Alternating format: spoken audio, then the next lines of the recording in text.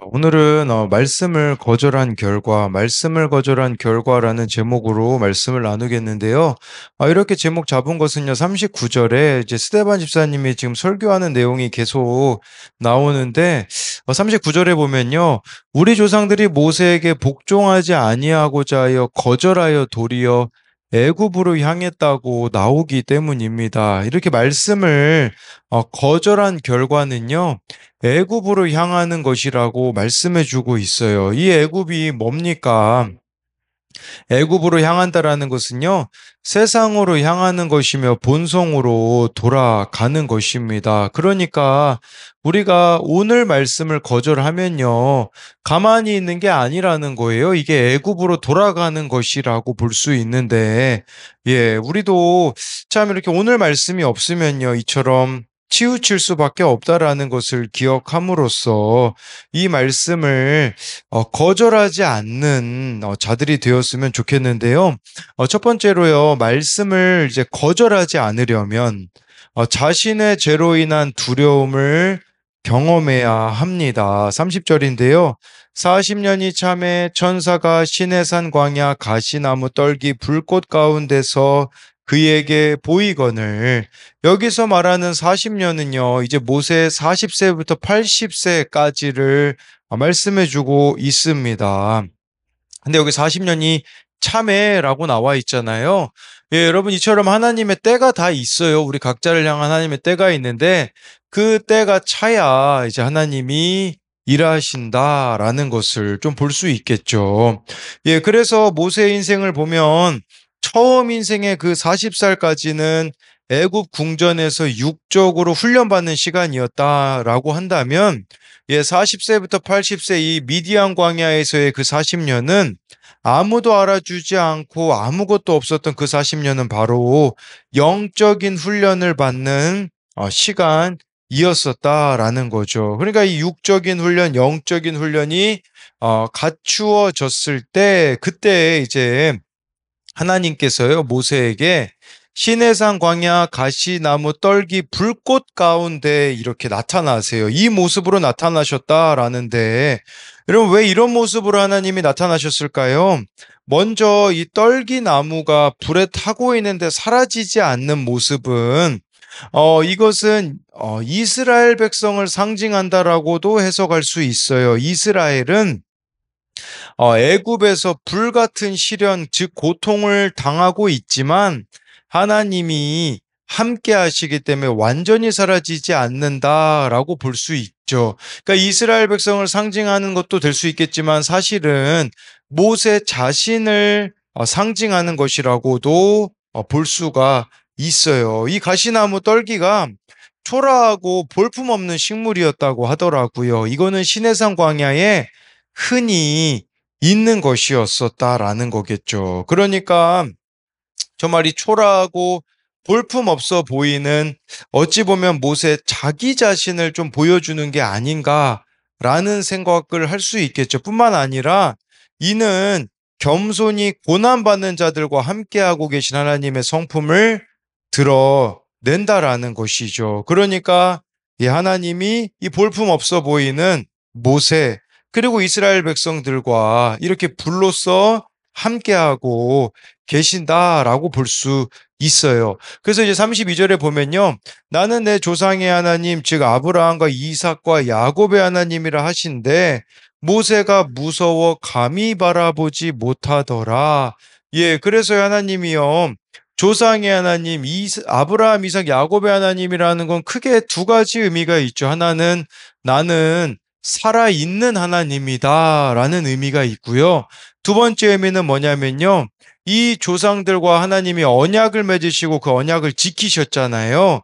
마찬가지로 나는 언약의 하나님이고 너와 언약을 맺을 것이고 이 언약을 내가 신실하게 지킬 것이라고 말씀해주고 있는 것이에요. 그랬을 때 모세가 무서워 감히 바라보지 못하더라. 이게 바로 하나님에 대한 두려움에 사로잡히는 것이죠. 여러분, 하나님을 인격적으로 만난다라는 것은 뭘까요? 하나님에 대한 두려움에 사로잡히는 경험을 하는 겁니다. 왜 이렇게 하나님 앞에 두려움에 사로잡히는 경험을 할까요? 그것은 인간의 죄성으로 인함입니다. 이 거룩하신 하나님 앞에 서는 순간 인간의 모든 죄는 이렇게 벌거벗은 듯이 드러나게 되어지기 때문에 두려움을 느낄 수밖에 없는 것이죠. 그래서 하나님을 인격적으로 만난 사람들 중에 이 두려움에 사로잡히지 않은 사람은 없습니다. 뭐 예를 들어서 이사야도 그렇죠. 이사야도 하나님을 만났을 때 화로다 나여 망하게 되었도다라고 이사야 선지자가 이사야서 6장에서 고백하고 있지 않습니까? 누가복음에 베드로가 주님을 만났을 때는 어떻습니까? 주여 나를 떠나소서 나는 죄인이로소이다라고 고백하지 않습니까? 이처럼 하나님을 인격적으로 만난다라는 것은 자신의 죄로 인한 두려움을 경험하는 것이라는 거겠죠.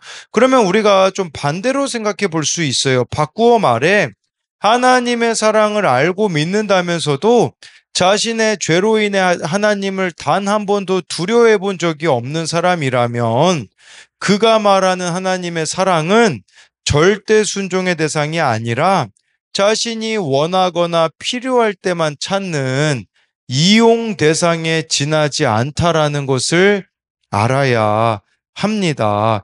하나님을 이렇게 인격적으로 만나 자신의 죄로 인해 두려워하는 사람만이 할 수 있는 게 33, 34절에 나옵니다. 주께서 이르시되 내 발의 신을 벗으라 내가 서 있는 곳은 거룩한 땅이니라 내 백성이 애굽에서 괴로움 받음을 내가 확실히 보고 그 단식하는 소리를 듣고 그들을 구원하려고 내려왔노니 이제 내가 너를 애굽으로 보내리라 하시니라. 여러분 우리가 이렇게 하나님을 인격적으로 만났다면 이 죄로 인한 두려움을 경험했다면 그런 자들만 할 수 있는 게 뭐냐? 바로 발의 신을 벗는 겁니다. 33절에 모세에게 하나님이 내 발의 신을 벗으라고 하였습니다. 이 발의 신을 벗으라는 게 무슨 말일까요? 바로 인간을 타락하게 하는 자기 욕망과 이기심의 신을 벗어 던지라는 겁니다. 그러니까 우리도 내가 벗어야 되는 신이 뭐가 있을까? 그러니까 나의 그 뭐 신이라는 것은 뭐 여러분들의 발을 향하는 곳이라는 의미도 되지 않겠습니까? 그러니까 내 발이 지금까지는 그냥 내 마음대로 내가 원하는 대로 걸어갔다면 이제는 벗어버려야 된다라는 거죠. 정말 내가 욕망대로 살아왔던 삶, 이기적으로 살아왔던 그 신을 벗어 던지라는 거예요. 그렇게 자기 욕망과 이기심의 신을 벗어 던질 때 34절에 애굽으로 돌아가서 이스라엘 백성을 이끌라는 말씀에 순종할 수 있다라는 거죠. 지금 34절에 보면요. 애굽에서 이스라엘 백성들이 괴로움 받는 것을 하나님이 보고 탄식 소리를 들으셨다고 하잖아요. 근데 그 애굽에서 종살이하고 있는 이스라엘 백성의 대안이 누굽니까? 사람이었다라는 거예요. 모세였다라는 것을 말씀해 주고 있어요. 여러분, 이 시대도 어렵죠. 대안이 누굴까요? 사람입니다. 어떤 사람입니까? 하나님의 사람이라는 것을 기억해야 돼요. 그런 의미로요. 저와 여러분들이 이 고통받는 세상의 대안일 수 있어요. 각자의 삶의 자리에서 하나님의 사람으로 저와 여러분들이 살아간다면, 그게 바로 대안으로서의 삶이겠죠. 근데요, 여러분, 모세에게요, 애굽으로 다시 돌아가는 것이 과연 쉬운 일이었을까요? 아닙니다. 어려운 일이었습니다. 가장 직면하기 힘든 일이자 순종하기 어려운 일이었었다라는 거죠. 그런데 이것은 자신의 죄로 두려워해 본 사람만이 기억할 수 있는 게 있는데 그것은 무엇이냐면 이런 순종을 어떻게 할 수 있냐? 바로 하나님의 은혜를 기억함으로 애굽으로 돌아가는 순종을 할 수 있다라는 거죠. 하나님께서 80년 전에 정말 이 이스라엘 백성 사내 아이가 낳으면 모두 죽이라는 그 바로의 명령으로부터 자신을 구원해 주신 은혜, 40년 동안 이스라엘 왕궁에서 정말 이렇게 제왕 교육을 받게 해주시고 이후 40년 동안 미디안 광야에서 하나님만 의지하도록 은혜를 베풀어 주신 까닭이 자신을 하나님의 대안으로 쓰시기 위함이자 전적인 하나님의 은혜였다라는 것을 모세가 기억하였기 때문에 다시 애굽으로 돌아갈 수 있었다라는 거죠. 그럼 우리도 마찬가지입니다. 하나님이 우리들에게 베풀어 주신 은혜를 기억한다면 못할 만한 순종이 우리들 가운데 없다라는 겁니다. 그래서 이것에 대한 두 가지 적용도요. 하나님의 사람으로 쓰임 받고자 영육간의 훈련을 잘 받고 있습니까? 이것은 처음 모세 40년은 육적인 훈련, 이후 40년은 영적인 훈련을 받았듯이 우리도 받아야 되는 영육간의 훈련이 무엇인지, 아직 제대로 순종하지 못하는 일은 무엇입니까? 애굽으로 하나님이 모세에게 돌아가서 이스라엘 백성을 구원하라고 하였는데 애굽으로 돌아가는 게 얼마나 이 모세에게는 직면하기 힘든 일이었겠습니까? 우리도 이 직면하고 싶지 않기에 아직 순종하지 못하고 있는 게 무엇인지를 묻는 거고요. 또 한 가지는요, 하나님을 인격적으로 만났습니까?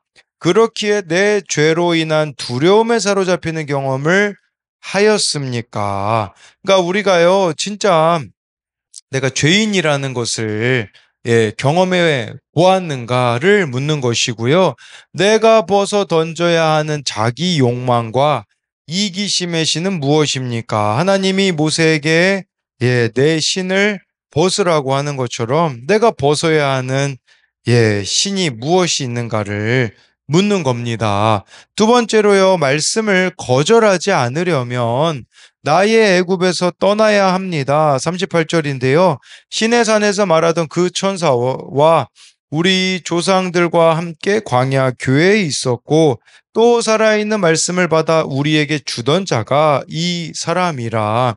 여러분, 우리가요 기억해야 되는 게 있어요. 여기 보면 이스라엘 백성들이 지금 광야에서 이 출애굽했잖아요. 그 애굽을 나와서 광야에서 지내는데, 근데요 여기 스데반 집사님은 그곳을 광야 교회라고 이렇게 표현을 하였습니다. 그리고 여기서 중요한 것은 뭐냐면 살아있는 말씀을 받아 우리에게 주던 자가 이 사람이라. 여러분, 이걸 기억하셔야 돼요.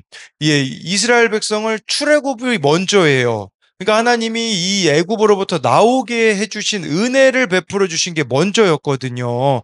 그 이스라엘 백성들이 이제는 애굽에서 나와 광야를 생활을 시작하는데 그때 하나님이 이스라엘 백성들에게 말씀을 주셨어요. 십계명을 주셨습니다. 여러분, 십계명을 먼저 주신 게 아니에요.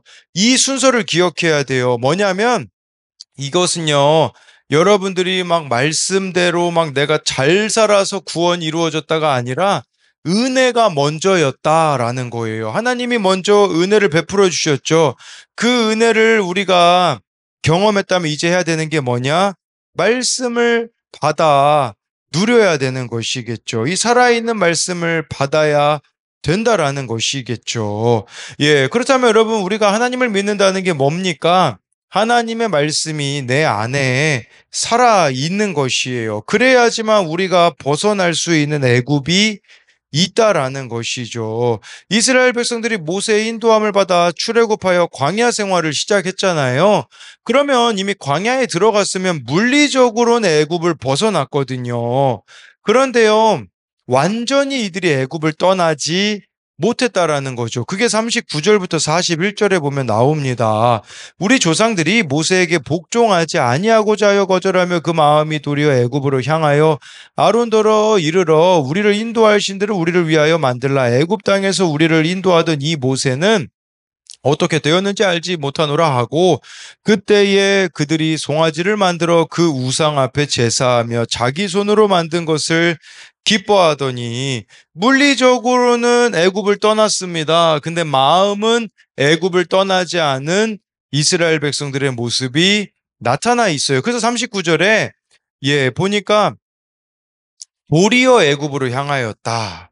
근데요 39절 앞에 보면요, 모세를 통해 전해주는 말씀을 거절하니 애굽으로 향했다라는 거죠. 우리에겐 이런 의미가 될 수 있어요. 우리가 오늘 여러분들이 말씀을 거절하잖아요. 그러면 이 마음은 당연히 애굽으로 향할 수밖에 없다라는 거죠. 이 애굽이 뭡니까? 세상인 것이죠. 여러분, 우리가 오늘 말씀을 거절하면 그만큼 세상과 가까워질 수밖에 없었다라는 것이에요. 예, 그래서 이제 모세가 십계명 받으러 갔을 때 40절 41절에 이들이 뭐 했는지가 나와 있는데요. 뭡니까? 금송아지 만들라고 했죠. 예, 이 금송아지 만들었다라는 것은 뭘 말하겠습니까? 이들이 광야에서 애굽을 재현한 거라고 볼 수 있어요. 몸은 애굽을 떠나 모세와 있었지만 마음이 애굽과 함께 있었다라는 것을 가장 확실하게 보여준 것이 바로 금송아지 만드는 것이었습니다. 애굽의 가치관이 금송아지였거든요. 여러분, 세상의 가치관이 뭡니까? 금을 쫓는 겁니다. 우리로 말하자면 뭐 돈이면 다 된다라는 이런 식이 아니겠습니까? 또 이 금송아지를 만들었다라는 것은요, 이들이 하나님을 형상화하려고 했었다라는 것이에요. 즉, 하나님을 인간 방식으로 조작하거나 눈에 보이는 무언가로 제한하려고 하였었다라는 것을 보여주고 있어요. 그러니까요, 우리가 말씀이 없는 삶의 두 가지 특징은, 하나는 애굽으로 돌아가려는 거. 이것은 우리들에게 본성으로, 세상으로, 이전의 삶으로 돌아가려는 거겠죠. 또 한 가지 말씀 없는 삶은 이 금송아지 만드는 것인데, 하나님을 형상화해서요, 조종하려고 하는 거예요. 여러분, 우리도 말씀이 없으면 하나님을 조종합니다. 그래서 이용하고 이제는 내가 원하는 모습대로 하나님이 나타나기를 바라는 식의 태도가 이루어질 수밖에 없는 것이죠.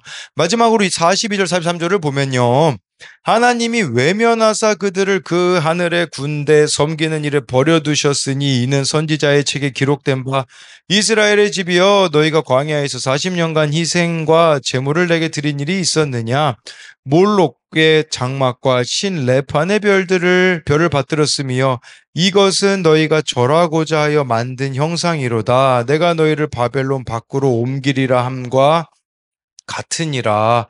여러분, 이렇게요, 우리가 말씀이 없으면요, 결국은 42절에 하나님이 외면하실 수밖에 없다라는 거예요. 그러면 지금 저와 여러분들이 마치 하나님이 외면하시는 것과 같은 시간을 보내고 있다면, 문제는 하나님 편에 있는 게 아니라 내 편에 있다라는 것을 보아야 한다라는 것이겠죠.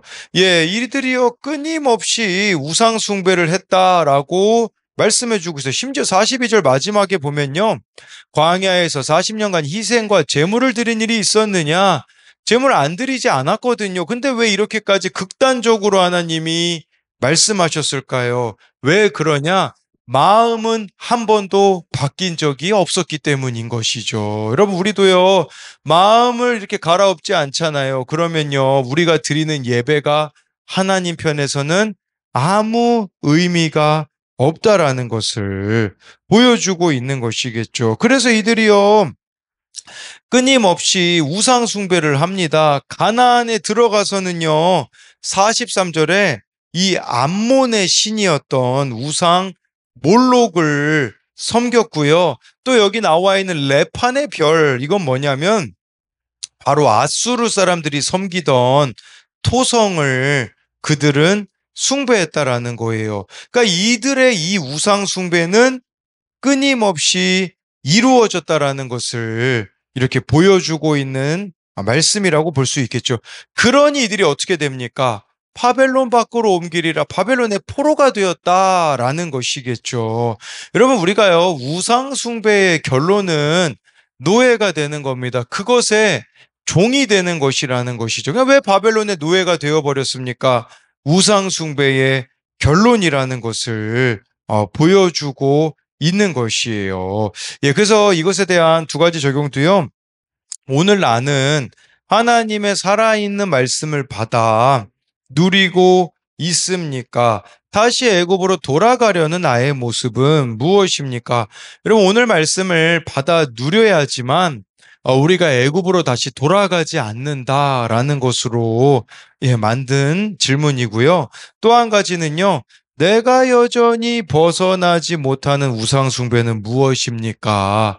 그렇기에 무엇의 종이 되어 있습니까? 우리가 우상 숭배를 하잖아요. 여러분들이 하나님보다 더 사랑하는 것에 종이 될 수밖에 없거든요. 그렇기에 그거에 종이 되어서 시간과 물질을 아낌없이 쓰게 되어지는 거죠. 그러니까 나는 지금 무엇의 종이 되어 있는가? 이제 이 부분들을 한번 생각해 보자라는 거예요. 그래서 오늘 말씀을 요약하자면, 말씀을 거절하지 않으려면 첫째로는 자신의 죄로 인한 두려움을 경험해야 한다라는 거죠. 정말 모세가 떨기나무 가운데 계신 하나님을 만났을 때 경험한 두려움을 말하는 것이고요.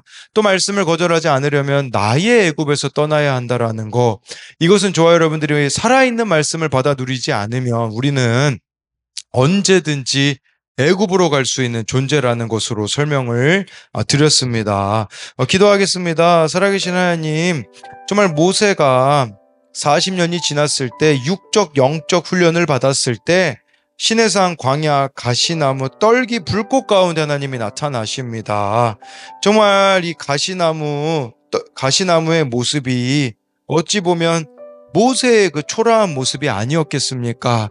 근데 그 초라한 모습에 하나님이 불을 꺼지지 않는 불로 나타나십니다. 마찬가지로 정말 초라한 가시나무와 같은 우리들의 인생인데 하나님의 불이 임하게 되어지면 새로워질 수 있다라는 것을 오늘 말씀을 통해 기억하게 하여 주시고, 또 모세가 이런 시간들을 통하여서 무서워 감히 바라보지 못하였다라고 합니다. 하나님, 우리도 이렇게 정말 내가 죄인이라는 것을 깨닫는 그 시간들이 있기 원합니다. 이게 바로 하나님을 인격적으로 만나게 되어지는 것인데, 그렇게 인격적으로 이제 하나님을 만났다면 이제는 내 발의 신을 벗어버리기 원합니다. 쾌락의 노예가 되었던, 쾌락으로 향하였던 그 발걸음, 세상으로 향하였던 그 발걸음, 나밖에 모르던 그 인생의 발걸음을 이제는 돌이켜 하나님을 향하는, 정말 이스라엘 백성들을 구원하기 위하여 가야 되는 그 발걸음이 모세에게 필요했듯이, 하나님, 우리도 이제는 날마다 순종의 발걸음을 내딛는 자가 되기 원합니다.